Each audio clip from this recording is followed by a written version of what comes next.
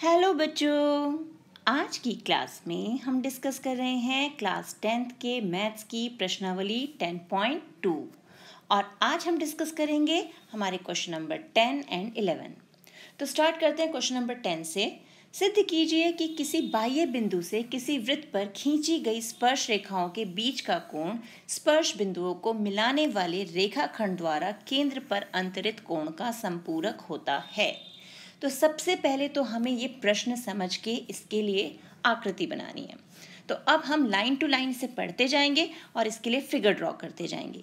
तो सबसे पहली लाइन है किसी बाह्य बिंदु से किसी वृत्त पर खींची गई स्पर्श रेखाओं, यानी हमें बनाना है एक वृत्त।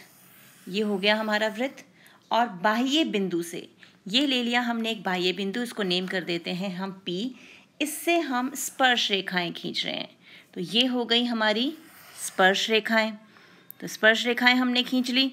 अब इसके बाद इन बिंदुओं के बीच का कोण, यानी ये कोण जो है इन रेखाओं के बीच का कोण, स्पर्श रेखाओं के बीच का कोण लिखा है ना यहाँ पर। स्पर्श बिंदुओं को मिलाने वाले रेखाखंड द्वारा केंद्र पर अंतरित कोण। अब जो हमारा वृत्त है इसका केंद्र भी होगा, तो ये रहा इसका केंद्र O। इस पर जो हमारा कोण अंतरित हो रहा है इन रेखाओं द्वारा, यानी ये जो अब हमारा कोण यहाँ पर बन रहा है, ये हमें ये बताना है कि ये हमारे इस कोण का संपूरक होता है, अंतरित कोण का संपूरक होता है। यानी हमारा कोण अगर हम इसे नाम दें A और इसको नाम दें B, तो APB जो है वो AOB का यानी इस कोण का संपूरक है। संपूरक का मतलब सीधा सीधा क्या कि इन दोनों कोणों का योग जो होगा वो 180 डिग्री होना चाहिए, तभी ये संपूरक कोण कहलाएंगे। तो हमें यही सिद्ध करना है। तो अब हम इसे हल करते हैं। तो सबसे पहले हमें यहाँ पर सिद्ध क्या करना है, तो सिद्ध करना है कि ये दोनों कोण हमारे संपूरक हैं। और संपूरक का मतलब हमने अभी देखा कि कोण AOB प्लस कोण APB जो है वो हमारा 180 डिग्री होना चाहिए। तो अब हम क्या करेंगे, हम यहाँ पर देखें जो हमने OA को ज्वाइन किया है, तो OA जो है वो हमारा लंब हो गया AB पर, क्योंकि ये क्या है हमारे त्रिज्या और स्पर्श रेखा के बीच का कोण है, तो ये हो गया ना लंब। उसी प्रकार OB जो है वो हो गया लंब BP पर। इसके लिए रीज़न क्या होगा, हमारा त्रिज्या जो है वो हमारी स्पर्श रेखा पर लंब होती है। तो त्रिज्या लंब है स्पर्श रेखा पर। ये आ गया। तो इसका मतलब क्या हुआ, ये दोनों कोण हमारे जो होंगे कोण A और कोण B जो हैं ये हो गए 90 डिग्री के।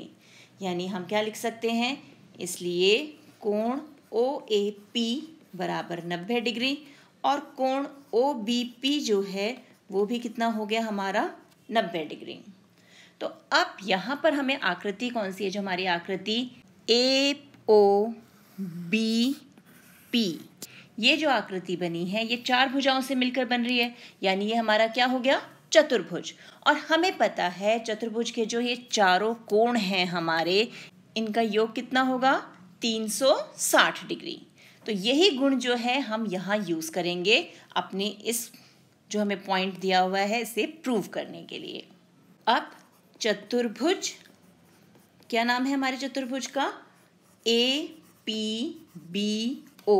में क्या होगा, हमारा कोण OAP जमा कोण OBP जमा कोण AOB जमा कोण APB, यानी हमने चारों कोण ले लिए, इन सब का योग होना चाहिए 360 डिग्री। अब OAP और OBP यानी ये दोनों कोण जो हैं वो तो हमें यहाँ 90 डिग्री के दिए हुए हैं, तो इसकी जगह हम सीधे सीधे इनकी वैल्यूज़ रख देते हैं। ये भी 90 डिग्री दिया हुआ है और ये भी 90 डिग्री, तो बचा कौन, कोण AOB और कोण APB बराबर 360 डिग्री। 90 और 90 कितना हो गया, 180। तो कोण AOB जमा कोण APB जो है ये 180 यहाँ आया तो कितने का बन गया, माइनस का, यानी माइनस 180 डिग्री। तो हमारे पास आ गया कोण AOB जमा कोण APB बराबर 180 डिग्री। और यही हमें सिद्ध करना था। हो गया सिद्ध। अब है क्वेश्चन 11। सिद्ध कीजिए कि किसी वृत्त के परिगत समांतर चतुर्भुज समचतुर्भुज होता है। यानी एक वृत्त के चारों ओर उसको छूते हुए, स्पर्श करते हुए हम समांतर चतुर्भुज खींचे तो वो एक समचतुर्भुज प्रकार का होगा। तो सबसे पहले बना लेते हैं इसके लिए आकृति। तो ये है हमारी आकृति जिसमें हमारे पास है वृत्त जिसका केंद्र है O और इसके चारों ओर ये है समांतर चतुर्भुज जिसका नाम है ABCD। यानी हमारा ये पूरा का पूरा जो है ये हमारा समांतर चतुर्भुज है और इसी समांतर चतुर्भुज को हमें सिद्ध करना है कि ये एक समचतुर्भुज है। तो समचतुर्भुज की क्या विशेषता होती है कि उसकी चारों भुजाएं बराबर होती हैं। तो अब इसे हल करने के लिए हम क्या करेंगे, सबसे पहले तो हम AC जो है इसे मिलाएंगे। तो ये हमारा विकर्ण AC हो गया, हमने इसे मिला दिया और ये हो गया हमारा एक लंब यानी त्रिज्या है जो स्पर्श रेखा पर लंब होगी। इसी तरह हम एक लंब यहाँ ड्रॉ कर देते हैं, ये हो गया हमारा OR और इसको नेम कर देते हैं OS और फिर हम O और D को भी मिला देते हैं। इतना हमने कर लिया। अब देखिए जब हमने इन दोनों को ज्वाइन किया तो हमारे पास दो त्रिभुज आ गए। एक त्रिभुज ये है और एक त्रिभुज ये है। इन दोनों त्रिभुजों को अब हम कंपेयर करेंगे। तो अब आ जाते हैं हम हमारे हल पे। तो सबसे पहले त्रिभुज ORC और त्रिभुज OSA में, यानी जो हमारे दो त्रिभुज हैं ये हमने ले लिया, त्रिभुज 1 और त्रिभुज 2 जो है ये हमने दोनों ले लिए। तो अब इसमें क्या है हमारा, सबसे पहले OC जो है वो हमारा OA के बराबर है। यानी ये जो भुजा है और ये भुजा जो है ये दोनों बराबर है। क्यों बराबर है? क्योंकि O जो है हमारा विकर्ण AC का मध्य बिंदु है। तो यहाँ पर हम क्या देंगे, OAC का मध्य बिंदु है क्योंकि ये समांतर चतुर्भुज है और हमें पता है समांतर चतुर्भुज जो है वो उसके विकर्ण जो हैं वो एक दूसरे को समद्विभाजित करते हैं। तो रीज़न हमें मिल गया, OAC का मध्य बिंदु है। उसके बाद हमारा कोण ORC बराबर है हमारे कोण OSA के। ORC हमारा कौन सा कोण हो गया, ये, क्योंकि ये लंब है तो 90 डिग्री का हो गया।